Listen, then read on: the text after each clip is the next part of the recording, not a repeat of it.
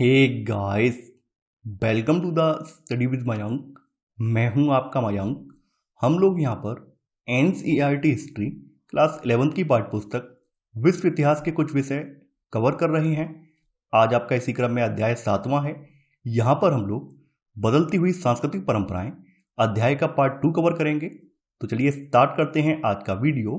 देखते हैं मैं क्या क्या डिस्कस करना है यहाँ पर। पार्ट 2 की आपकी पहली हेडिंग है प्रथम मुद्रित पुस्तकें। जैसा कि आप लोग जानते हैं, कागज का आविष्कार चीन में हुआ है और जो मुद्रण कला है, छापने की जो कला थी, वो चीनी लोगों ने ही विकसित की थी। हालांकि चीनी लोग उसको बड़े पैमाने पर नहीं ले जा सके हैं। बड़े पैमाने पर ये तब गई है जब प्रिंटिंग प्रेस का आविष्कार हुआ है। और प्रिंटिंग प्रेस लगाने का श्रेय जो है यूरोप वालों को जाता है, यानी प्रिंटिंग प्रेस को विकसित करने का श्रेय यूरोप वालों को जाता है। यूरोपियों ने मुद्रण प्रौद्योगिकी चीनियों से और मंगोलियों से सीखी थी। यूरोप के जो व्यापारी थे वो मंगोल शासकों के राज दरबार में जाते थे और वहीं पर मुद्रण प्रौद्योगिकी से परिचित हुए थे। मुद्रण के यानी कि प्रिंटिंग प्रेस के आविष्कार से पहले जो भी किताबें वगैरह लिखी जाती थी वो हाथ से लिखी जाती थी और उनको लिखने में काफ़ी ज़्यादा समय लगता था।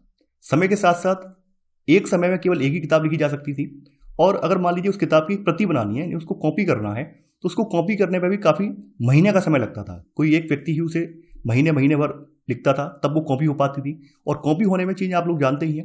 मान लीजिए कुछ चीज़ें, मान लीजिए जो सुलेख करने वाला व्यक्ति उसको समझ में नहीं आई, समझने में ना आने पर क्या होता था, वो उन चीज़ों को मिस कर देता था और मिस करने से अर्थ का अनर्थ भी हो जाता था। दूसरी बात यह थी कि जब एक व्यक्ति ही कॉपी लिखेगा, किसी की प्रति तैयार करेगा, तो हाथ से प्रति तैयार करने में समय तो लगेगा ही लगेगा। इसकी वजह से लागत भी बढ़ जाती थी, यानी हाथ से लिखी हुई प्रतियों की लागत भी बढ़ जाती थी। अब लागत जब बढ़ गई है तो जो किताब तैयार हुई है उस किताब को गरीब तो खरीद नहीं सकते हैं, आम आदमी खरीद नहीं सकता है। इसको कौन खरीदेगा?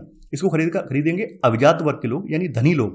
तो शुरुआत में क्या था, जो भी किताबें हाथ से तैयार की जाती थी उनके जो पाठक होते थे वो अभिजात वर्ग के लोग ही होते थे, अर्थात धनी वर्ग के लोग ही होते थे, क्योंकि आम जन के बस की बात नहीं है इतनी महंगी किताबें खरीदना।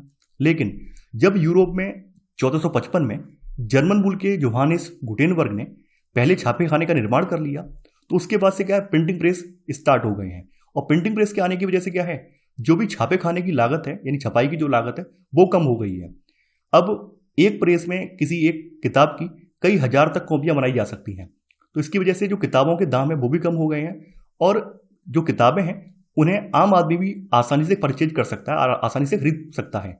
तो किताबों को जन जन तक पहुंचने की वजह से क्या हुआ है, जन चेतना का भी विकास हुआ है।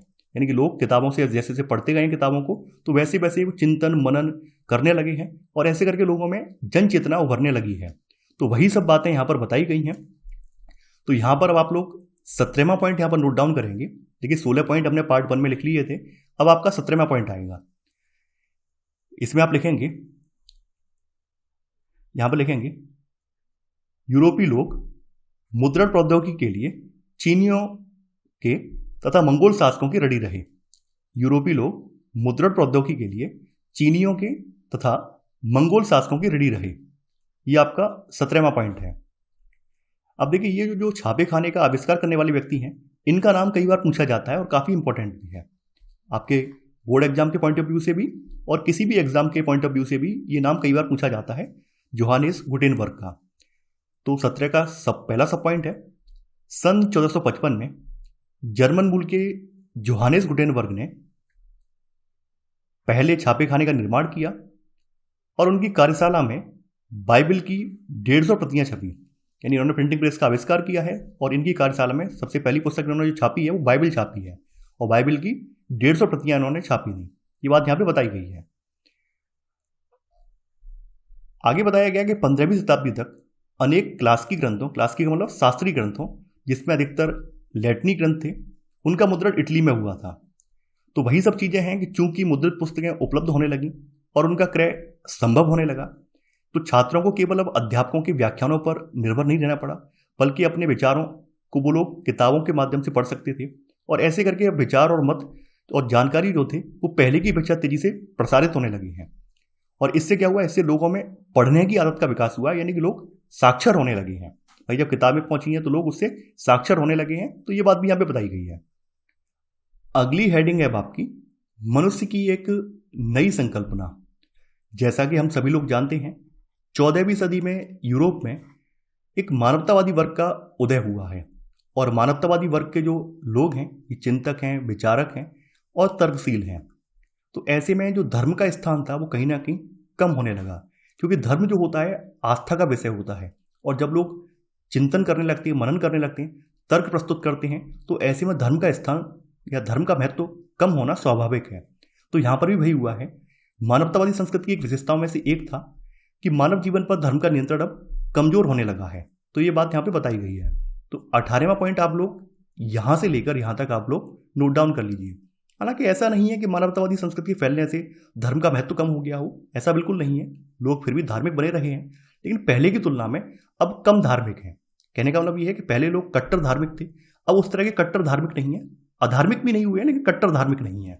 तो यहाँ पर वही बात बताई गई है कि इटली के निवासी भौतिक संपत्ति, शक्ति और गौरव से बहुत ज़्यादा आकृष्ट थे, लेकिन ये जरूरी नहीं है कि वे अधार्मिक थे।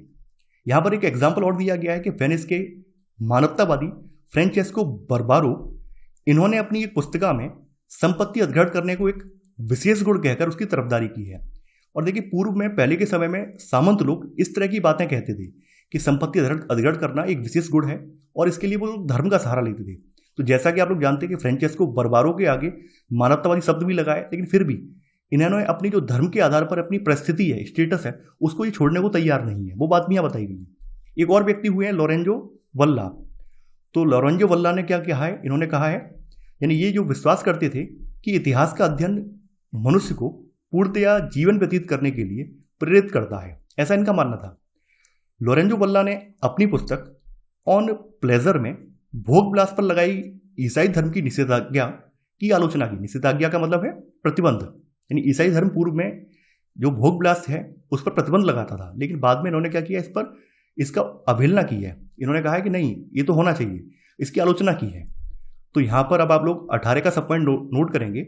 इसमें लिखेंगे लोरेंजो वल्ला ने अपनी पुस्तक ऑन प्लेजर में भोग विलास पर लगाई गई ईसाई धर्म की निषेधाज्ञा की आलोचना की।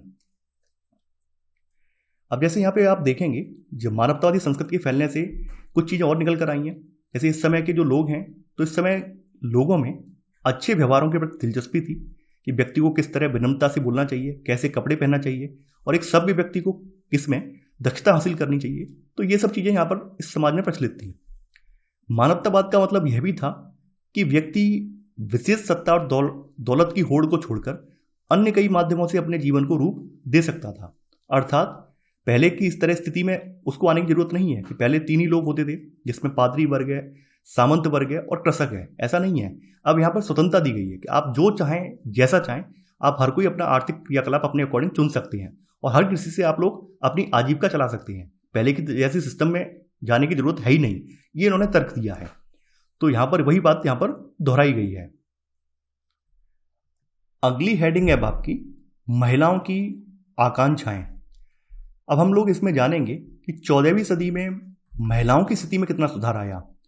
यहाँ पर आपकी 2 प्रकार की महिलाओं की बात की गई है। एक तो अभिजात वर्गीय परिवारों की महिलाओं की बात की गई है, दूसरा व्यापारियों की जो स्त्रियां हैं, व्यापारी घरों की जो महिलाएं, उनकी बात की गई है। तो अभिजात वर्ग की जो महिलाएं थीं, उन्हें उतनी ज़्यादा स्वतंत्रता नहीं दी गई थी, यानी उनके घरों में जो भी निर्णय होते थे वहाँ पर पुरुषों का ही प्रभुत्व था, पुरुष ही निर्णय लेते थे, महिलाएं केवल घर संभालती थीं। और इसके अलावा जो शिक्षा थी, शिक्षा केवल लड़कों के लिए ही उपलब्ध थी, महिलाओं को शिक्षा नहीं दी जाती थी। यहाँ पर एक और कुरीति प्रचलित थी, और वो कुरीति अपने भारत में भी आज तक फैली हुई है। यहाँ तो फिलहाल कम हो गई है, लेकिन खत्म हो गई है, लेकिन अपने भारत में आज भी जोर शोर से चल रही है। वो है दहेज प्रथा, यानी दहेज का चलन यहाँ पर भी था। तो बताया गया कि यद्यपि विवाह में प्राप्त महिलाओं के दहेज को वे अपने पारिवारिक कारोबारों में लगा देते थे, और महिलाओं को इतना ज़्यादा हक नहीं था कि वो अपने पति के कारोबार में उसको राय भी दे दें। आप समझ सकते हैं। और यहाँ पर एक बात और कही गई है कि अगर पर्याप्त दहेज का प्रबंध नहीं हो पाता था, तो शादीशुदा लड़कियों को ईसाई मठों में भिक्षुड़ी का, यानी नन का जीवन बिताने के लिए भेज दिया जाता था। एक तरह से घर से निकाल दिया जाता था, और उन्हें मजबूरी में किसी ईसाई मठ में भिक्षुड़ी यानी नन का जीवन व्यतीत करना पड़ता था। तो आप समझ सकते हैं कि इस समय की जो अभिजात वर्ग की महिलाएं हैं, उनकी स्थिति कितनी ज़्यादा खराब थी। तो यहाँ पर अब आप लोग 19वां पॉइंट लिखेंगे। इसमें लिखेंगे सार्वजनिक जीवन में अभिजात व संपन्न परिवार के पुरुषों का प्रभुत्व था, और घर परिवार के मामले में भी वे ही निर्णय लेते थे। इसी में सब पॉइंट, पहला सब पॉइंट, उस समय लोग अपने लड़कों को ही शिक्षा देते थे। इसी में सेकंड सब पॉइंट, अगर पर्याप्त दहेज का प्रबंध नहीं हो पाता था तो शादीशुदा लड़कियों को ईसाई मठों में भिक्षुड़ी ब्रैकेट में नन का जीवन बिताने के लिए भेज दिया जाता था। तो आप लोग समझ गए होंगे कि इस समय जो अभिजात वर्ग के परिवारों की महिलाएं थी उनकी स्थिति केवल घर परिवार चलाने के रूप में ही उन्हें देखा जाता था। यानी उनकी भूमिका इतनी ही थी कि वो लोग घर परिवार को चलाएं, घर परिवार के दायित्वों का निर्वहन करें। अब जो व्यापारी वर्ग है, व्यापारी वर्ग की जो महिलाएं हैं उनकी स्थिति देख लेते हैं। तो बताया गया कि व्यापारी परिवारों में महिलाओं की स्थिति कुछ भिन्न थी। दुकानदारों की स्त्रियां दुकानों को चलाने में प्राय उनकी सहायता करती थी, क्योंकि जो व्यापारी वर्ग है या कारोबारी वर्ग है ये अपने व्यापार के लिए एक स्थान से दूसरे स्थान पर जाते थे, यानी घर छोड़कर कई कई महीने के लिए कहीं दूसरी जगह व्यापार करने गए हैं। तो ऐसे में उनके कारोबार को संभालने का काम इनकी पत्नियां करती थी। तो इस वजह से वो जो सामाजिक व्यवस्था अभिजात वर्ग में लागू होती है वो व्यवस्था यहाँ पर लागू नहीं हो पाई। तो यही अंतर आपको यहाँ पर देखने को मिलेगा। तो यहाँ पे बताया गया कि व्यापारी और साहूकार परिवारों की पत्नियां परिवार के कारोबार को उस स्थिति में संभालती थी जब उनके पति लंबे समय के लिए दूर दराज स्थानों को व्यापार के लिए जाते थे। ये आपका 20वां पॉइंट है और ये पॉइंट आपका यहां से लेकर यहां तक आपको नोट डाउन करना है, जैसा कि यहां पर स्पष्ट कर दिया है। यानी आपने यहां पर समझ लिया, अभिजात वर्ग के परिवारों की महिलाओं को उतने ज्यादा अधिकार नहीं दिए गए। उनका केवल एक ही दायित्व था कि घर के कर्तव्यों का निर्वहन करना है। वहीं जो व्यापारी या साहूकार परिवारों की महिलाएं थी तो वो जरूरत पड़ने पर पति के व्यापार में अपना हाथ बटाती थी। लेकिन फिर भी इतना सब होने के बाद भी यहाँ पर कुछ ऐसी महिलाएं थी जिन्होंने लड़ झगड़ कर अपनी शिक्षा पूरी की और वो शिक्षित भी हुई। पर उस काल की कुछ महिलाएं बौद्धिक रूप से रचनात्मक थीं और मानवतावादी शिक्षा की भूमिका के बारे में संवेदनशील भी थी। जैसे एक नाम आता है वेनिस निवासी कसांद्रा फेदेले का। तो कसांद्रा फेदेले ने लिखा है, यद्यपि महिलाओं को शिक्षा ना तो पुरस्कार देती है न किसी सम्मान का आश्वासन, तथापि प्रत्येक महिला को सभी प्रकार की शिक्षा को प्राप्त करने की इच्छा रखनी चाहिए और उसे ग्रहण करना चाहिए। यानी उस समय की जो सामाजिक परिस्थिति है उसके अकॉर्डिंग उन्होंने लिखा है कि ऐसा जरूरी नहीं है कि शिक्षा आपको कोई पुरस्कार दे, एडवांटेज दे, नहीं। ये भी जरूरी नहीं है कि शिक्षा प्राप्त करके आपको सम्मान मिल जाए, ये भी जरूरी नहीं है। लेकिन फिर भी आपको शिक्षा प्राप्त करने की इच्छा रखनी चाहिए और उसे ग्रहण करना चाहिए, क्योंकि कहीं ना कहीं जानती थी भविष्य में जैसे जैसे महिलाएं शिक्षित होती जाएंगी तो वैसे वैसे अपने अधिकारों की बात करने लगेंगी और अपनी स्वतंत्रता भी वो पालेंगी। तो इसी वजह से उन्होंने इस तरह के विचार रखे हैं। तो कसांद्रा फेदेले इन्होंने कहा है कि कसांद्रा फेदेले उस समय की उन थोड़ी सी महिलाओं में से एक ऐसी महिला थी जिन्होंने तत्कालीन इस विचारधारा को चुनौती दी कि एक मानवतावादी विद्वान के गुण एक महिला के पास नहीं हो सकते हैं। देखिए, जैसा कि आप लोग जानते हैं, कितना भी कह सकते हैं कितना भी एडवांस व्यक्ति क्यों ना हो, उसमें कुछ ना कुछ कमियां रह जाती हैं। तो यही मानवतावादी वर्ग के साथ भी था। मानवतावादी वर्ग में भी एक अहंकार यही था कि मानवतावादी विद्वान जो है उनके गुण महिला में नहीं आ सकते हैं। यानी कि मानवतावादी जो विद्वान है, मेल पुरुष हैं, वो ज्यादा विद्वान है महिलाओं की तुलना में, ऐसा इनका मानवतावादियों का भी मानना था। तो इन्होंने उनको चुनौती दी है। इसके अलावा बताया गया कि फेदेले का नाम यूनानी और लातिनी भाषा के विद्वान के रूप में विख्यात था। उन्हें पादुआ विश्वविद्यालय में भाषण देने के लिए आमंत्रित भी किया गया था। ये बात भी यहाँ पर बताई गई है। तो देखिए, अब आप लोग क्या करेंगे, अब आपका 21वां पॉइंट आएगा। 21वें पॉइंट में आप लिखेंगे 21वें पॉइंट में आप लिखेंगे उस काल की कुछ महिलाएं बौद्धिक रूप से बहुत रचनात्मक थीं और मानवतावादी शिक्षा की भूमिका के बारे में संवेदनशील थीं। इसी में पहला सब पॉइंट, वेनिस निवासी कसांद्रा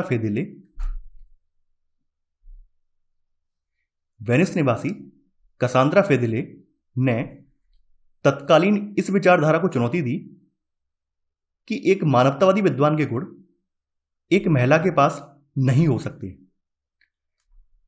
21 का पहला सब पॉइंट है, वेनिस निवासी कसांद्रा फेदेले ने तत्कालीन इस विचारधारा को चुनौती दी कि एक मानवतावादी विद्वान के गुण एक महिला के पास नहीं हो सकते।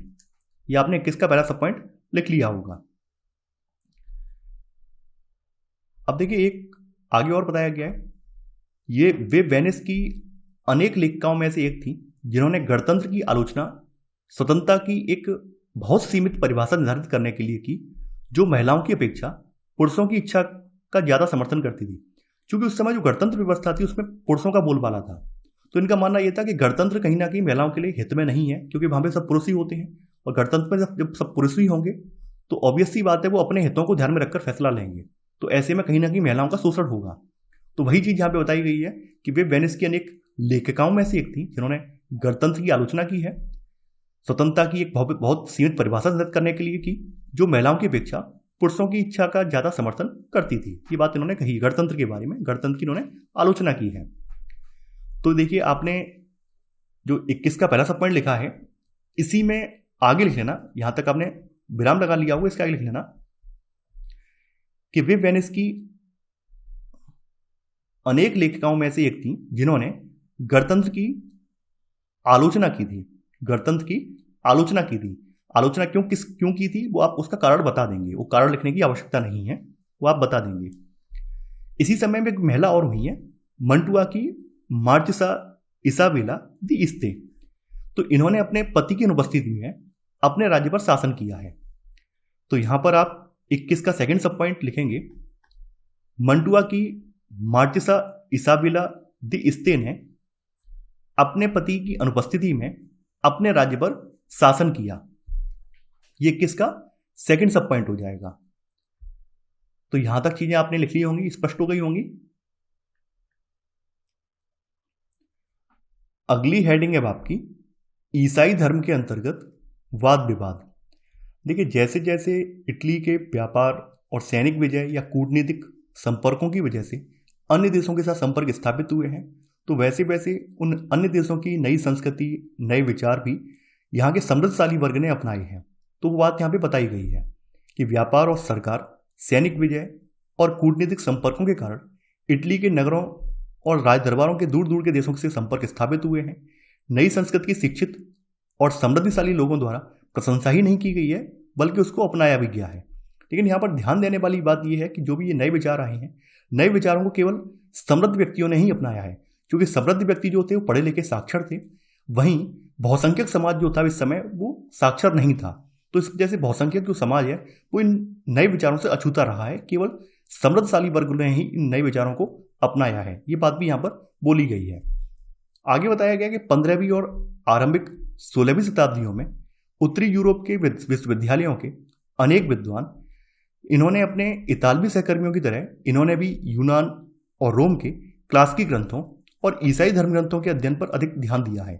देखिए धर्म ग्रंथों के ध्यान इतना ज़्यादा क्यों दिया है, इसका देने का रीजन ये है क्योंकि जब तक आप लोग धर्म के ग्रंथों को नहीं पढ़ेंगे तब तक आप लोग धर्म में व्याप्त कुरीतियों या कमियों को भी आप नहीं जान पाएंगे। भाई अगर मान लीजिए आप लोग नास्तिक हैं तो नास्तिक होने के लिए आपके पास तर्क होना चाहिए, किस आधार पर आप ईश्वर का खंडन करेंगे, किस आधार पर आप धर्म ग्रंथों का खंडन करेंगे, कुछ तो होना चाहिए आपके पास। तो इसलिए जरूरी ये है कि आप लोग पहले अपने जो भी धर्म ग्रंथ हैं उनको पढ़ें। जब आप धर्म ग्रंथों को पढ़ेंगे तो उनमें से कोई चीज़ें आपको मिलेंगी सामने, आप उन विचारों को समझेंगे कि कहाँ पर गलती की गई है, कहाँ पर इसमें घालमेल किया गया है। तो वही चीज़ यहाँ पर है, क्योंकि मानवतावादी वर्ग तर्कशील चिंतन वाला वर्ग था, तो मानवतावादी वर्ग की तरह ही यहाँ पर आरंभिक यूरोप के जो विश्वविद्यालय हैं यहाँ के विद्वानों ने भी क्लासिकी ग्रंथों, यानी क्लासिकी का मतलब रोम के शास्त्रीय ग्रंथ, पुराने जो ग्रंथ हैं उनको, और ईसाई धर्म ग्रंथों का अध्ययन करना स्टार्ट कर दिया है। इटली के विपरीत जहां पेशेवर विद्वान मानवतावादी आंदोलन पर हावी रहे, उत्तरी यूरोप में मानवतावाद ने ईसाई चर्च के अनेक सदस्यों को आकर्षित किया। देखिए इटली में क्या है, इटली में मानवतावाद हावी रहा है, लेकिन ध्यान ये देना है उत्तरी यूरोप में उस तरह की स्थिति नहीं थी। उत्तरी यूरोप के जो विद्वान हैं उन लोगों ने मानवतावादी विचारों को प्रति आकर्षित तो हुए हैं, लेकिन पूरी तरह से उसको फॉलो नहीं किया है। जैसे इन्होंने क्या किया है, मानवतावादी विचारों से जब ये आकर्षित हुए हैं तो इन्होंने अपने जो भी धार्मिक रीति रिवाज हैं उनको बदलने का इन्होंने प्रयास किया है। जैसे उन्होंने ईसाइयों को अपने पुराने धर्म ग्रंथों में बताए गए तरीकों से धर्म का पालन करने का आह्वान किया। इसका मतलब ये है कि देखिए आप लोग जानते हैं कोई भी धर्म जब स्टार्ट होता है तो स्टार्टिंग में वो धर्म बिल्कुल शुद्ध रूप में होता है, उसमें प्योर होता है, कोई मतलब गलतियों की गुंजाइश नहीं होती है। लेकिन जैसे जैसे धर्म आगे बढ़ता जाता है तो वैसे वैसे उसमें धर्म के जो चेले होते हैं, यानी उनके जो धर्म गुरुओं के जो चेले होते हैं, कहने का मतलब धर्म के जो विस्तारक व्यक्ति होते हैं वो उसमें कुछ ना कुछ चीज़ें ऐड करते जाते हैं, और एंड तक आप ये देखेंगे धर्म में बहुत सारी कुरीतियां, बहुत सारे फर्जी कर्मकांड घुस जाते हैं, जिसकी वजह से धर्म जो है वो अधर्म का रूप ले लेता है। तो यहाँ पर वही है कि इन्होंने क्या किया, इन्होंने ये जोर दिया है कि आप लोग जो भी धर्म ग्रंथ हैं, तो धर्म ग्रंथों में जो पुराने तरीके बताए गए हैं, पुराने धर्म ग्रंथों में जो तरीके बताए गए हैं उसके अकॉर्डिंग ही अपनी पूजा अर्चना करें। साथ ही उन्होंने अनावश्यक कर्मकांडों को त्यागने की बात की और उनकी यह कहकर निंदा की है कि उन्हें एक सरल धर्म में बाद में जोड़ा गया। यानी इन्होंने वही बात खंडन की है कि भाई आप जो भी कर्मकांड वगैरह फालतू के जोड़ दिए गए हैं उनको हटाइए, क्योंकि पुराना वाला जो धर्म था आपका, शुरुआती जो धर्म था, उसमें इस प्रकार की कोई चीज़ें नहीं थी, ये सब चीज़ें बाद में ऐड की गई हैं। तो ये सब किन से हुआ है? ये सब तब हुआ है जब ये लोग मानवतावादी विचारों से प्रेरित हुए, आकर्षित हुए, तब ये हुआ है। तो यहाँ पर अब आप लोग क्या करेंगे, 23वां पॉइंट अब आपका आएगा। 23वां पॉइंट में आप लिखेंगे 15वीं और आरंभिक 16वीं शताब्दियों में उत्तरी यूरोप के विश्वविद्यालयों के अनेक विद्वानों ने इतालवी सहकर्मियों की तरह उन्होंने भी यूनान और रोम के क्लासिकी ग्रंथों और ईसाई धर्म ग्रंथों के अध्ययन पर अधिक ध्यान दिया। 23 का पहला सब पॉइंट, इटली के विपरीत जहां पेशेवर विद्वान मानवतावादी आंदोलन पर हावी रहे, उत्तरी यूरोप में मानवतावाद ने ईसाई चर्च के अनेक सदस्यों को आकर्षित किया। यह आपका 23 का पहला सब पॉइंट है। अब 23 का सेकंड सब पॉइंट, उन्होंने ईसाइयों को अपने पुराने धर्म ग्रंथों में बताए गए तरीकों से धर्म का पालन करने का आह्वान किया और अनावश्यक कर्मकांडों को त्यागने की बात की। तो यहां तक आपको चीजें स्पष्ट हो गई होंगी। ये आपके 23 का पहला सब पॉइंट और 23 के सेकंड सब पॉइंट ये आपने नोट डाउन कर लिया होगा। तो देखिए हम लोगों ने ऊपर वाला जो पॉइंट था वो आपका 21वां पॉइंट था, तो ये आपका 22वां पॉइंट आएगा। देखिए मैं इसी वजह से मैंने इसको स्क्रॉल डाउन किया ताकि मैं कहीं भूल रहा हूं। तो ये आपका 22वां पॉइंट है, ठीक है। देखिए जो भी पॉइंट हुआ करे, मैं तो केवल अपने आपके लिए नाम के लिए मैं डालता हूं ताकि याद बना रहे कौन से पॉइंट को हम लिख रहे हैं। और मान लीजिए कभी क्रम गड़बड़ हो जाए, मान लीजिए मैं 19 की जगह कहीं 21 लिखवा जाऊं, तो आप अपनी कॉपी में सही से लिखिए, ये आपको ध्यान स्वयं रखना है। आगे बताया गया है कि जो नया वर्ग है जो कि मानवतावादी वर्ग से प्रेरित हुआ है, आकर्षित हुआ है, तो इन लोगों ने कहा है कि वे एक दूरवर्ती ईश्वर में विश्वास रखते थे और मानते थे कि उसने मनुष्य बनाया है, लेकिन उसे अपना जीवन मुक्त रूप से चलाने की पूरी आज़ादी भी दी है। यानी आपने, जैसा कि आप जानते हैं कि पहले के समय में जो 3 वर्ग थे, तो 3 वर्गों में ऊपर के 2 वर्गों ने जमकर कृषक वर्ग का या सर्फ का यानी दासों का जमकर शोषण किया।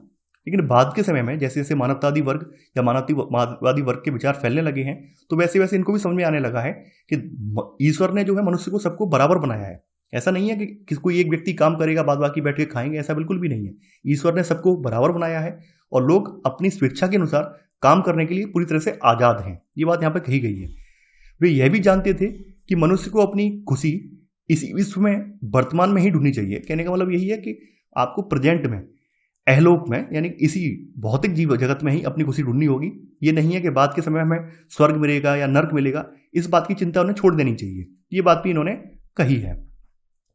ईसाई मानवतावादी जैसे कि इंग्लैंड के टॉमस मोर और हॉलैंड के इरेस्मस का यह मानना था कि चर्च एक लालची और साधारण लोगों से बात बात पर लूट खसोट करने वाली संस्था बन गई। ऐसे कई सारे नास्तिक लोग थे जिन्होंने चर्च पर इस तरह के आरोप लगाए।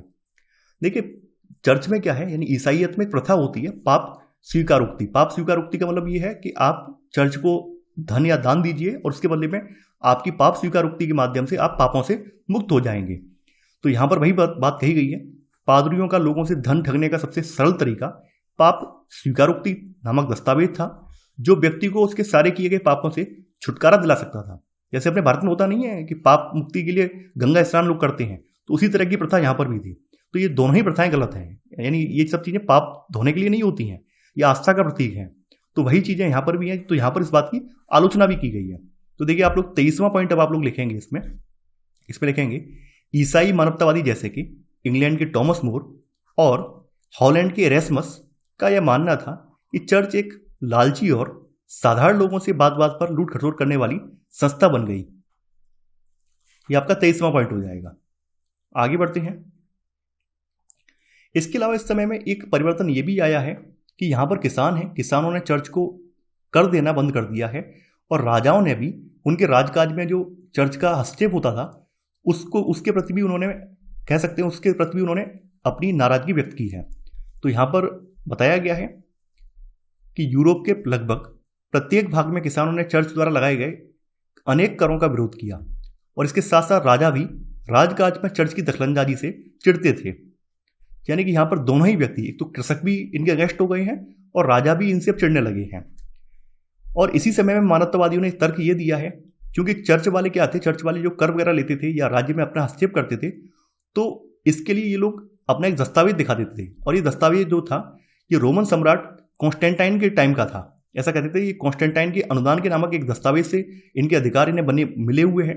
तो मानवतावादियों ने इसका खंडन किया। मानवतावादियों ने ये कहा कि ये जो कॉन्स्टेंटाइन के अनुदान नामक ये दस्तावेज तैयार किया गया है, ये फर्जी दस्तावेज है, ये कॉन्स्टेंटाइन का है ही नहीं। तो ऐसे करके मानवतावादियों ने इसके प्रति तर्क प्रस्तुत किया है। तो यहाँ पर अब आप लोग 24वां पॉइंट लिखेंगे। इसमें लिखेंगे यूरोप के प्रत्येक भाग में किसानों ने चर्च द्वारा लगाए गए अनेक करों का विरोध किया। इसी में सब पॉइंट। इसके साथ साथ राजा भी राजकाज में चर्च की दखलंदाजी से चिढ़ते थे। यह आपने नोट कर लिया होगा। इसी समय में एक धर्म सुधारक भी हुए हैं जिनका नाम मार्टिन लूथर है। और मार्टिन लूथर की वजह से ही ईसाई धर्म दो भागों में डिवाइड हो गया, कैथोलिक और प्रोटेस्टेंट। तो इन्होंने कैथोलिक चर्च के विरुद्ध अभियान छेड़ा है और एक दलील पेश की है कि मनुष्य को ईश्वर से संपर्क स्थापित करने के लिए किसी पादरी की आवश्यकता नहीं है। भाई जब हमें ईश्वर ने बनाया है तो अपनी बात कहने के लिए हमें किसी बिचौलिए की, किसी एजेंट की जरूरत क्यों है? हम डायरेक्ट अपनी बात ईश्वर से क्यों नहीं कह सकते हैं? देखिए, अगर आप इसको अपने भारत में एक आंदोलन से जोड़ेंगे तो चीज़ें और स्पष्ट हो जाएंगी। अपने भारत में जो भक्ति आंदोलन खड़ा हुआ था, तो भक्ति आंदोलन के खड़े होने के पीछे भी यही सब कारण थे। क्योंकि आप लोग जानते हैं कि भक्ति आंदोलन से पहले धर्म पर पूरी तरह से ब्राह्मणों का नियंत्रण था। जो भी कर्मकांड वगैरह होते थे ब्राह्मण ही करवाते थे। तो इस वजह से जो आम जनता वो ईश्वर के साथ जुड़ नहीं पा रहा था। तो ईश्वर के साथ जोड़ने के लिए जो भी उस समय के संत हुए या सुधारक हुए, तो उन्होंने भक्ति के तरीके को सरल बना दिया, भक्ति की या आराधना के तरीके को सरल बना दिया। और इस वजह से बहुसंख्यक लोग ईश्वर से जुड़ पाए। आज वर्तमान में अगर आप देखेंगे तो सबसे ज़्यादा दुनिया में जितने भक्त हैं, सबसे ज़्यादा श्री कृष्ण के भक्त आपको देखने को मिलेंगे। वो इसीलिए देखने को मिलेंगे क्योंकि भक्ति आंदोलन का वो प्रभाव रहा है। और भक्ति आंदोलन की वजह से श्री कृष्ण की भक्ति बहुत ज़्यादा टफ नहीं है, टिपिकल नहीं है, बहुत ज़्यादा कर्मकांडी भी नहीं है। आप आसान भाषा में आसान पूर्वक श्री कृष्ण की भक्ति कर सकते हैं। तो ये चीज़ें हुई। तो इससे क्या हुआ, धर्म आसान हो गया, लोग बहुत ज़्यादा ईश्वर से जुड़ पाए। और बहुत ज़्यादा ईश्वर से जुड़ने की वजह से जो ब्राह्मणी प्रभाव था वो भी कहीं ना कहीं कम हो गया। तो वही चीज़ें यहाँ पर भी हैं। मार्टिन लूथर ने अपने अनुयायियों को आदेश दिया कि वे ईश्वर में पूर्ण विश्वास रखें, क्योंकि केवल उनका विश्वास ही उन्हें एक सम्यक जीवन की ओर ले जा सकता है और उन्हें स्वर्ग में प्रवेश दिला सकता है। भाई इन्होंने साफ साफ कहा कि आप ईश्वर में विश्वास रखो, आप बीच में जो एजेंट है उस पर क्यों डिपेंड हो? आप स्वर्ग के लिए अपने उस एजेंट को क्यों दान दक्षिणा करते हो? भाई आप अपने ईश्वर में विश्वास रखो। अगर आपने अच्छे कर्म किए हैं तो ईश्वर आपको स्वर्ग जरूर देगा। तो वही सब चीजें उन्होंने कही हैं। इस आंदोलन को प्रोटेस्टेंट सुधारवाद नाम दिया गया, जिसके कारण जर्मनी और स्विट्जरलैंड ने चर्च ने पोप तथा कैथोलिक चर्च से अपने संबंध समाप्त कर दिए। तो देखिए, अब ये सब चीजें मौखिक नहीं लिखी जाएंगी, आपको लिखना भी पड़ेगा। तो 25वां पॉइंट अब आप लोग नोट डाउन करेंगे। 1517 में एक जर्मन युवा भिक्षु मार्टिन लूथर ने कैथोलिक चर्च के विरुद्ध अभियान छेड़ा और इसके लिए उसने दलील पेश की कि मनुष्य को ईश्वर से संपर्क साधने के लिए पादरी की आवश्यकता नहीं है। यह आपका 25वां पॉइंट हो गया।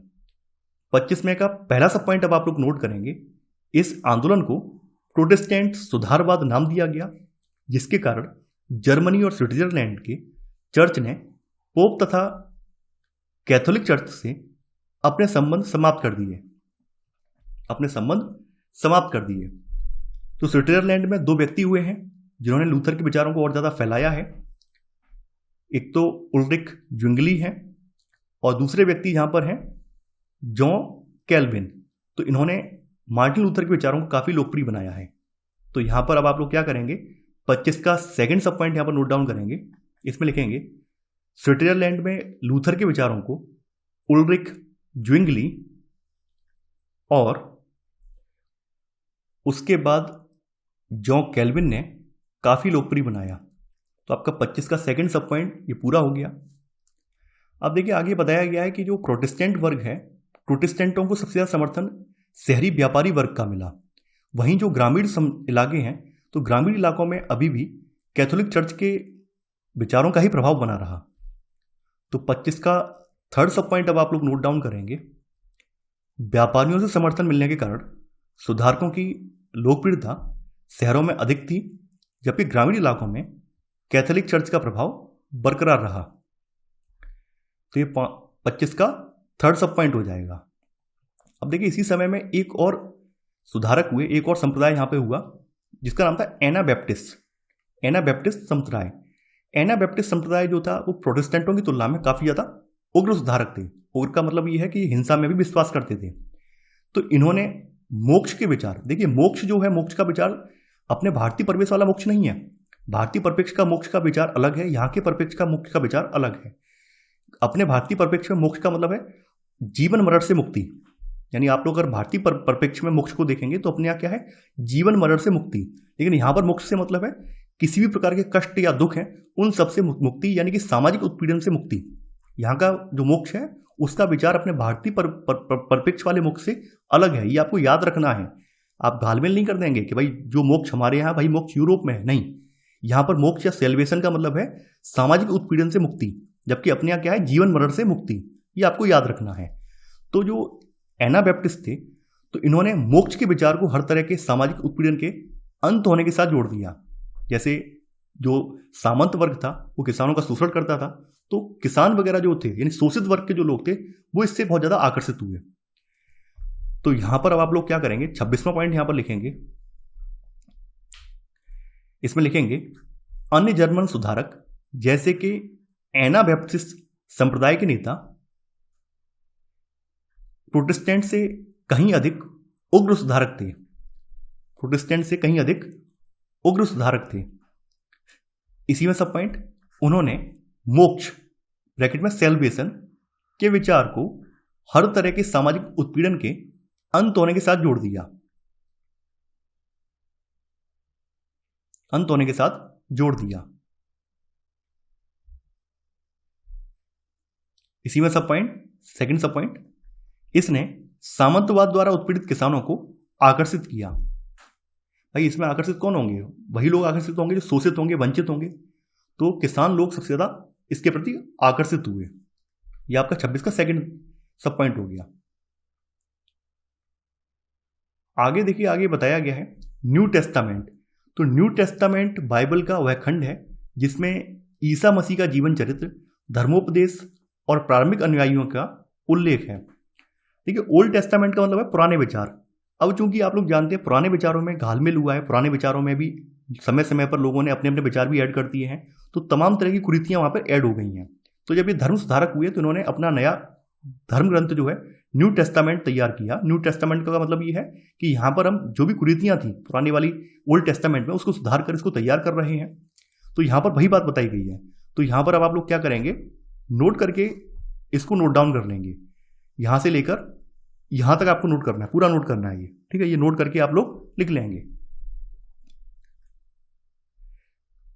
तो देखिए, यहां पे कुछ चीजें और बताई गई हैं। जैसे कहा गया है लूथर ने, यानी मार्टिन लूथर ने आमूल परिवर्तनवाद का समर्थन नहीं किया। उन्होंने आह्वान किया कि जर्मन शासक समकालीन किसान विद्रोह का दमन करें। यानी मार्टिन लूथर ने एक और तो प्रोटेस्टेंट वर्ग की स्थापना की, प्रोटेस्टेंट संप्रदाय स्थापित किया है, लेकिन फिर भी इन्होंने आमूल परिवर्तनवाद का मतलब क्या है कि बिल्कुल लाठी डंडे से या उग्रता से परिवर्तन लाने के प्रति इन्होंने समर्थन नहीं दिया है। और इन्होंने जो एनाबैप्टिस्ट संप्रदाय या एनाबैप्टिस्ट संप्रदाय से प्रेरित लोग थे, किसान थे, उनको उनका दमन करने के लिए आह्वान भी किया है। तो यहां पर आप देखेंगे शासकों ने 1525 में उनका फिर दमन भी किया है। तो यहां पर 27वां पॉइंट अब आप लोग लिखेंगे, लूथर ने आमूल परिवर्तनवाद का समर्थन नहीं किया। उन्होंने आह्वान किया कि जर्मन शासक समकालीन किसान विद्रोह का दमन करें। जर्मन शासक समकालीन किसान विद्रोह का दमन करें। तो आप समझ गए होंगे कि प्रोटेस्टेंट जो थे, प्रोटेस्टेंटों ने शुरुआत में अपने आप को एनाबैप्टिस्टों से अलग रखने का प्रयास किया है। अब बाद के समय में क्या होता है, बाद के समय में जो आमूल परिवर्तनवादी हैं यानी एनाबैप्टिस्ट हैं, आमूल परिवर्तनवाद का मतलब वही है एनाबैप्टिस्ट। तो बाद के समय में जो एनाबैप्टिस्ट हैं वो प्रोटेस्टेंट में घुस गए हैं, यानी प्रोटेस्टेंटों के साथ मिल गए हैं। तो ऐसे करके प्रोटेस्टेंट वर्ग जो है बाद में ये उग्र हो गया है। तो बताया गया कि आमूल परिवर्तनवादी फ्रांस में प्रोटेस्टेंटों के विरोध से मिल गए, जिन्होंने कैथोलिक प्रशासकों के अत्याचार के कारण यह दावा करना स्टार्ट कर दिया कि जनता को अत्याचारी शासक को अपदस्थ करने का अधिकार है और अपने पसंद के व्यक्ति को शासक ये बना सकते हैं। तो ऐसी बात इन्होंने की है और इसी का परिणाम ये है कि अंततः यूरोप के अनेक क्षेत्रों की तरह फ्रांस में भी कैथोलिक चर्च ने प्रोटेस्टेंट लोगों को अपनी पसंद के अनुसार उपासना करने की छूट दी। यानी कि यहां पर यह प्रभाव पर देखने को मिलता है। तो यहां पर अब आप लोग इसी में या अगले में नोट डाउन करेंगे, 28वां पॉइंट यहां पर नोट डाउन करेंगे। यहां पर लिखेंगे आमूल परिवर्तनवादी फ्रांस में प्रोटेस्टेंटों के विरोध से मिल गए, जिन्होंने कैथोलिक शासकों के अत्याचार के कारण यह दावा करना शुरू किया था कि जनता को अत्याचारी शासक को अपदस्थ करने का अधिकार है। इसी में सब पॉइंट 28 का वाला सब पॉइंट अंततः फ्रांस में भी कैथोलिक चर्च ने प्रोटेस्टेंट लोगों को अपनी पसंद के अनुसार उपासना करने की छूट दी। यह आपका 28 का पहला सब पॉइंट हो जाएगा।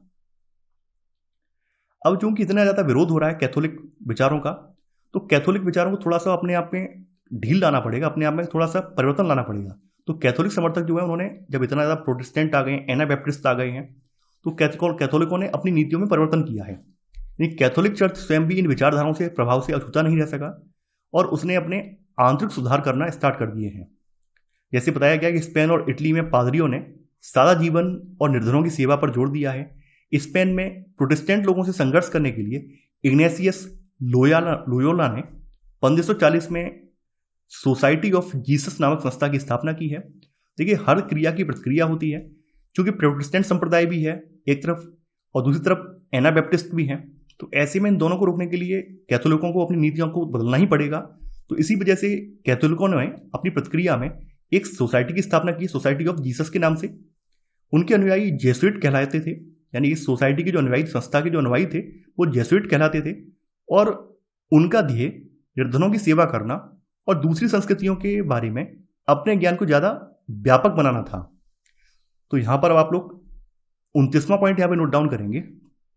इसमें लिखेंगे स्पेन में प्रोटेस्टेंट लोगों से संघर्ष करने के लिए इग्नेशियस लोयोला ने 1540 में सोसाइटी ऑफ जीसस नामक संस्था की स्थापना की।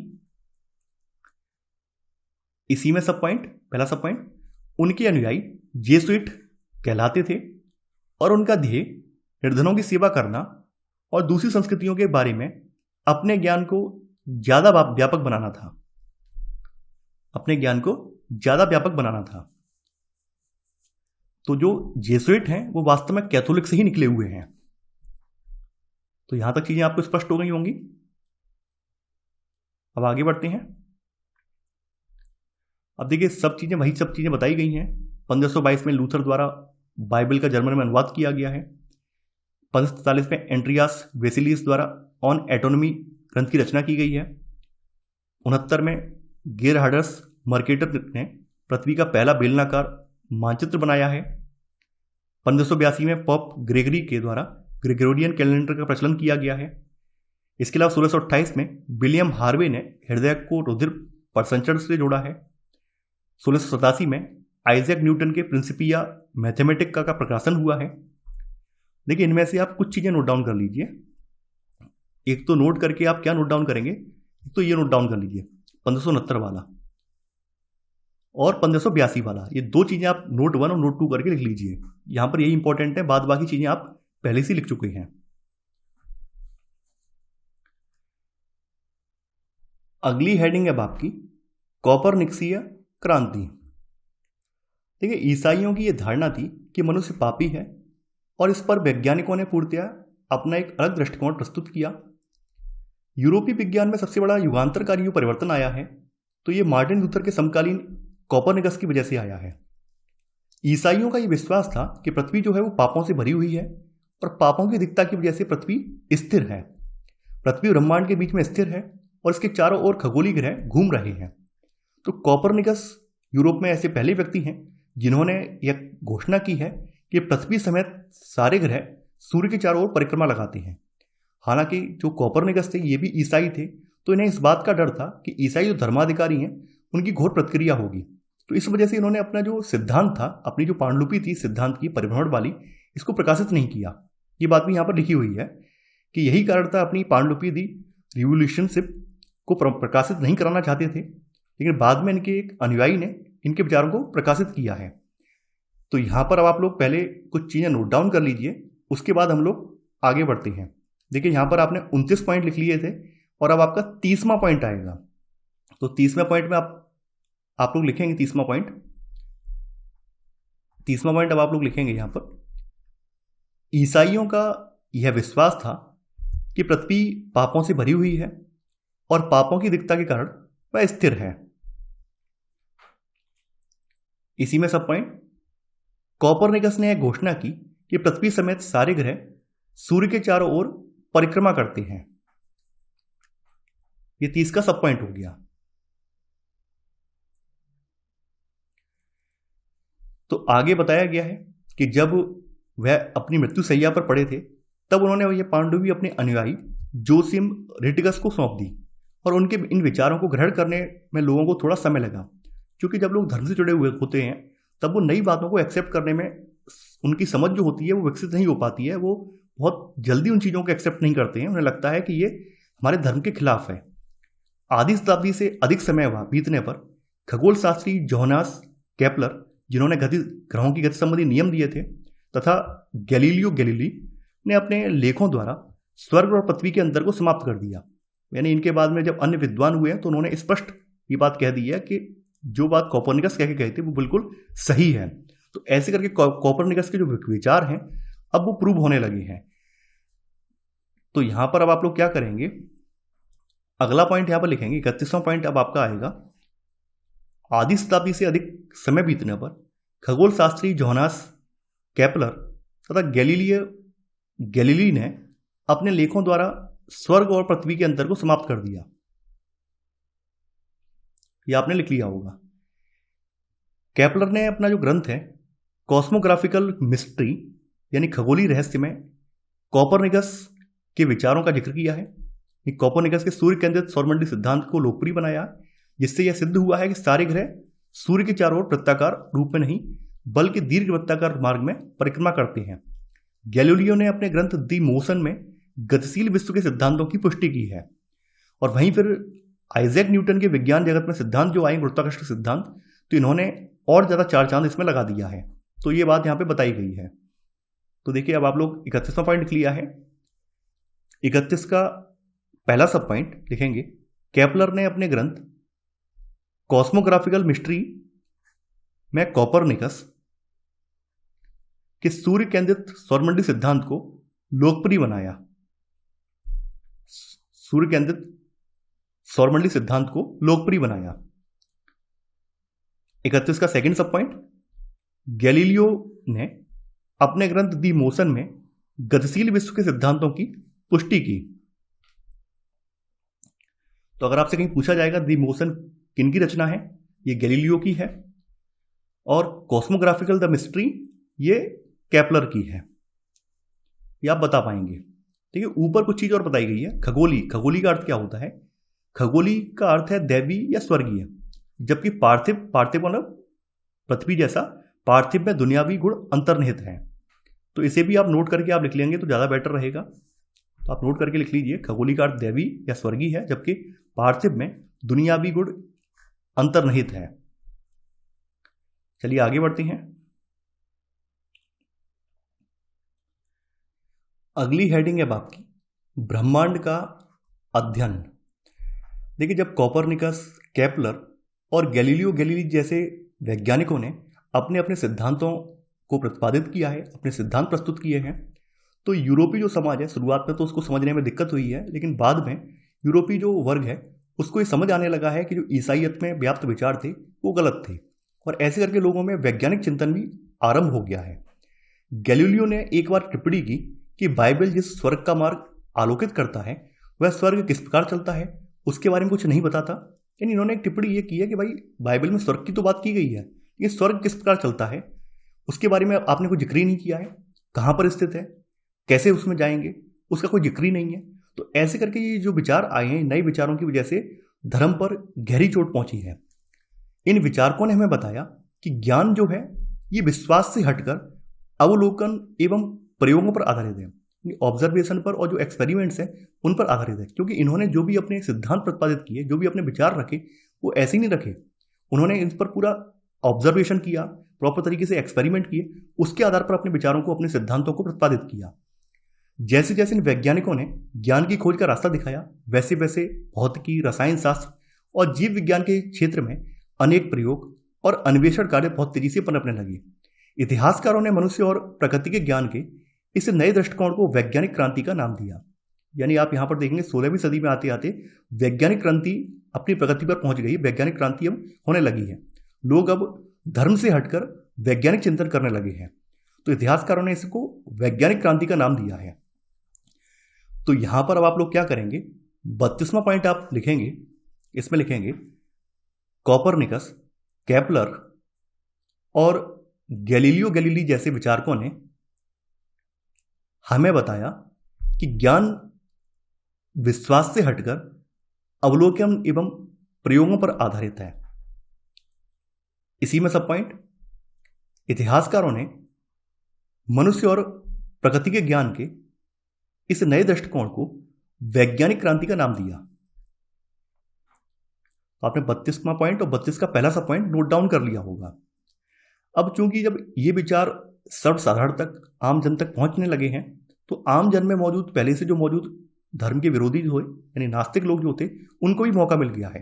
तो परिणाम स्वरूप संदेहवादियों और नास्तिकों के मन में सारी सृष्टि की रचना के स्रोत के रूप में प्रकृति, ईश्वर का स्थान लेने लगी है। यानी अब ईश्वर को परम सत्ता के रूप में नहीं देख रहे हैं ये, अब ये मानने लगे कि ईश्वर जो है वो प्रकृति ही है। वास्तव में प्रकृति ही अपने आप में ईश्वर है, प्रकृति में ही सृजन करने की, नष्ट करने की क्षमता है, ऐसा ही मानने लगे हैं। यहां तक कि वे लोग जिन्होंने ईश्वर में अपने विश्वास को बरकरार रखा, वे भी एक दूरस्थ ईश्वर की बात करने लगे जो भौतिक दुनिया में जीवन को प्रत्यक्ष रूप से नियंत्रित नहीं करता था। यानी अब लोग की ऊंट पटाख बातें करने लगे कि भाई कोई अन्य दूसरे ग्रह पर ईश्वर होगा जो कि भौतिक दुनिया की जो चीजें हैं उनको प्रत्यक्ष रूप से नियंत्रित नहीं कर रहा है, ऐसी बातें लोग करने लगे हैं। इस प्रकार के विचारों को वैज्ञानिक संस्थाओं के माध्यम से लोकप्रिय बनाया गया, जिससे सार्वजनिक क्षेत्र में एक नई वैज्ञानिक संस्कृति की स्थापना हुई। 1670 में बनी पेरिस अकादमी और 1662 में वास्तविक ज्ञान के प्रसार के लिए लंदन में गठित रॉयल सोसाइटी ने लोगों की जानकारी के लिए व्याख्यानों का आयोजन किया और सार्वजनिक प्रदर्शन के लिए प्रयोग भी करवाए, ताकि लोगों के अंदर वैज्ञानिक चिंतन पनप सके। तो यहां पर आप लोग 33वां पॉइंट यहां पर लिखेंगे, इसमें लिखेंगे 1670 में बनी पेरिस अकादमी और 1662 में वास्तविक ज्ञान के प्रसार के लिए लंदन में गठित रॉयल सोसाइटी ने लोगों की जानकारी के लिए व्याख्यानों का आयोजन किया और सार्वजनिक प्रदर्शन के लिए प्रयोग करवाए। तो आप यहां पर देखेंगे कि तमाम जो वैज्ञानिक संस्थाएं हैं वो भी यहां पर अब खड़ी होने लगी हैं। आगे बढ़ते हैं, अगली हेडिंग है आपकी 14वीं सदी में क्या यूरोप में पुनर्जागरण हुआ था। देखिए ये काफी इंपॉर्टेंट है और ये आपके मेंस और इंटरव्यू के लिए मोस्ट इंपॉर्टेंट है। जैसा कि आप जानते हैं कि मानवतावादी वर्ग का उदय भी 14वीं सदी में हुआ है और वर्कहार्ट ने ही सबसे पहले इस सदी के लिए रेनेसा शब्द यानी कि पुनर्जागरण शब्द का प्रयोग किया है। क्या वास्तव में 14वीं सदी से पहले का जो समाज था, यानी मध्य युग वाला जो पीरियड था, वो अंधकार का पीरियड था यूरोप के लिए, और 14वीं सदी का पीरियड जो है, या 14वीं सदी के बाद का जो पीरियड है पुनर्जागरण का पीरियड है, क्या वास्तव में ये बात सही है? क्या पहले के समय में कोई पुनर्जागरण का कार्य नहीं हुआ? तो इन सब बातों पर हम इसमें चर्चा करेंगे। यहाँ पे बताया गया कि इंग्लैंड के पीटर वर्क जैसे हाल ही के लेखकों का एक सुझाव है कि वर्कहार्ट के ये विचार अतिशयोक्तिपूर्ण हैं। ये वर्कहार्ट ने जो पुनर्जागरण का शब्द सेंस लगाया है यहाँ पर, ये सेंस अतिशयोक्तिपूर्ण है। वर्कहार्ट इस काल और इसके पहले के कालों के फर्कों को कुछ बड़ा चढ़ाकर पेश कर रहे थे। ऐसा करने में उन्होंने पुनर्जागरण शब्द का प्रयोग किया। इस शब्द में यह अंतर्निहित है कि यूनानी और रोमन सभ्यताओं का 14वीं शताब्दी में पुनर्जन्म हुआ। यानी कहने का मतलब क्या है, वर्कहार्ट ने इस सेंस में इसका प्रयोग किया है कि जो यूनानी और रोमन सभ्यताएं हैं वो 14वीं शताब्दी में उनका पुनर्जन्म हुआ है। और समकालीन विद्वानों, समकालीन का मतलब ये है 14वीं सदी के विद्वानों और कलाकारों में ईसाई विश्वदृष्टि की जगह पूर्व ईसाई विश्वदृष्टि का प्रचार प्रसार किया। वर्कहार्ट ने जो पुनर्जागरण शब्द का इस्तेमाल 14वीं सदी के लिए किया है वो इसलिए किया है क्योंकि इनका मानना यह है कि यूनानी और रोमन सभ्यता का जो प्रसार है वो 14वीं शताब्दी में फिर से उसका पुनर्जन्म हुआ है। और ऐसे करके उस समय के जो समकालीन विद्वान या कलाकार हैं उनमें जो वर्तमान की ईसाई विश्व दृष्टि है उसकी जगह पूर्व की जो ईसाई विश्व दृष्टि थी, खास करके कॉन्स्टेंटाइन के टाइम पे ईसाई धर्म को राजकीय धर्म का दर्जा दिया गया, उस समय का जो नजरिया था वही नजरिया यहाँ पे लागू करने का प्रयास किया गया है। यानी कहने का मतलब ये है कि जो इनके विचार है, वर्कहार्ट के विचार है, वर्कहार्ट के विचार समाज सुधार के संदर्भ में नहीं है, समाज के लोगों का पुनर्जागरण के संदर्भ में नहीं है, बल्कि किसके संदर्भ में है, आपकी जो पुरानी परंपराएं थी वो फिर से यहाँ पे स्थापित हुई हैं, इसके संदर्भ में ये विचार दिए गए हैं। तो ये बात अन्य विद्वानों ने इनकी आलोचना में ये बात बोली है। यहाँ पे आगे भी बताया गया है कि यह कहना कि पुनर्जागरण गतिशीलता और कलात्मक सृजनशीलता का काल था और इसके विपरीत मध्यकाल अंधकारमय काल था जिसमें किसी प्रकार का विकास नहीं हुआ है, ये जरूरत से ज्यादा सरलीकरण है। यहाँ आगे बताया गया कि इटली में पुनर्जागरण से जुड़े अनेक तत्व 12वीं और 13वीं शताब्दी में देखे जा सकते हैं। यानी कि जो लोग ये कह रहे हैं 14वीं शताब्दी से ही पुनर्जागरण हुआ है कि हद से ज्यादा सरलीकरण की बात है, ऐसा नहीं है कि पहले पुनर्जागरण नहीं हुआ है। 12वीं और 13वीं सदी में कुछ ऐसी घटनाक्रम घटित हुए हैं जिनमें पुनर्जागरण के तत्व देखे जा सकते हैं। कुछ इतिहासकारों ने इसका उल्लेख किया है कि 9वीं शताब्दी में फ्रांस में इसी प्रकार के साहित्यिक और कलात्मक रचनाओं के विचार पनपे हैं।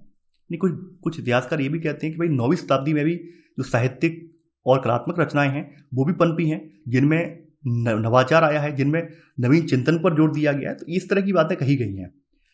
अब देखिए यहाँ पर कुछ चीज़ें और भी बताई गई हैं कि ये जो 14वीं सदी का हवाला दे रहे हैं, तो 14वीं सदी में क्या वास्तव में ये एक ही कारण उत्तरदायी था?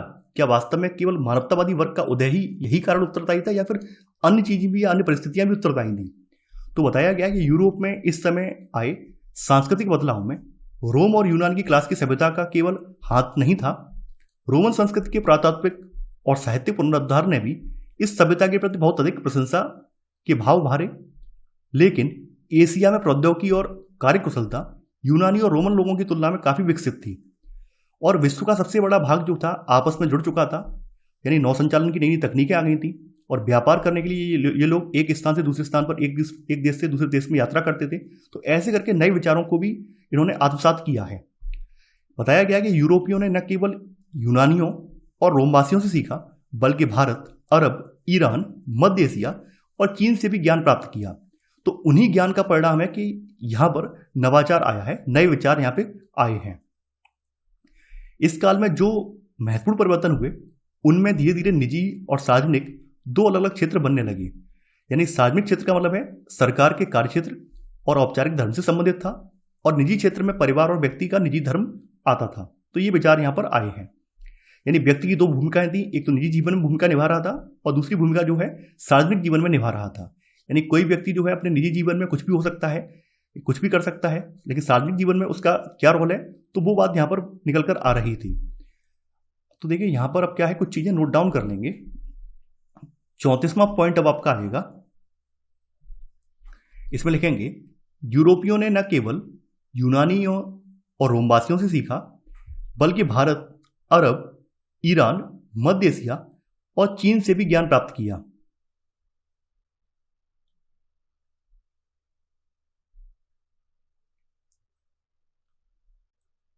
आगे बढ़ते हैं।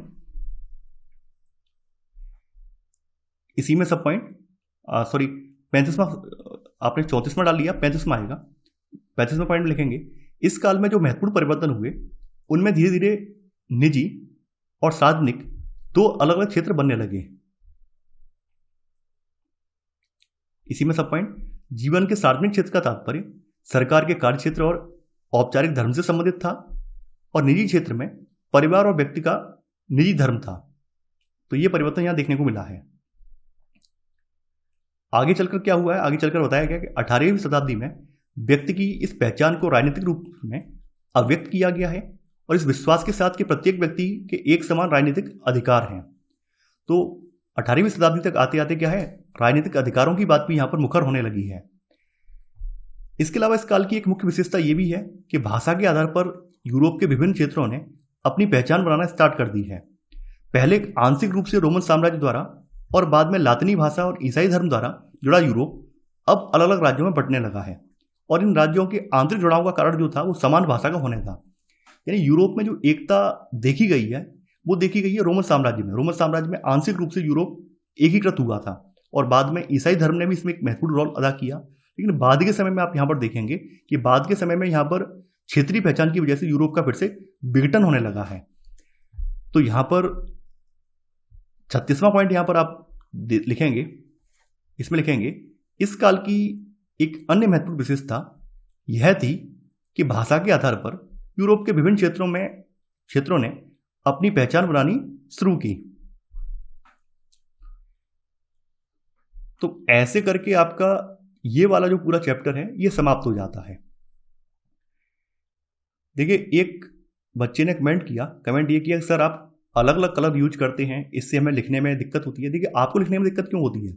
मैं तो पॉइंट लिखवाता हूँ, बोलता भी हूँ पॉइंट कि आपको यही लाइनें लिखनी है, इससे अलग कुछ नहीं लिखना है, फिर भी लिखने में दिक्कत क्यों होती है?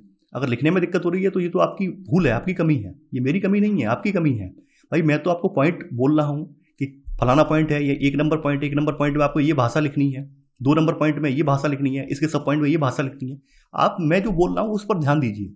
आप यहाँ पर क्या हाईलाइट है उस पर ध्यान मत दीजिए। आप मैं जो बोल रहा हूँ वही लाइन आपको, वही शब्द लिखने हैं।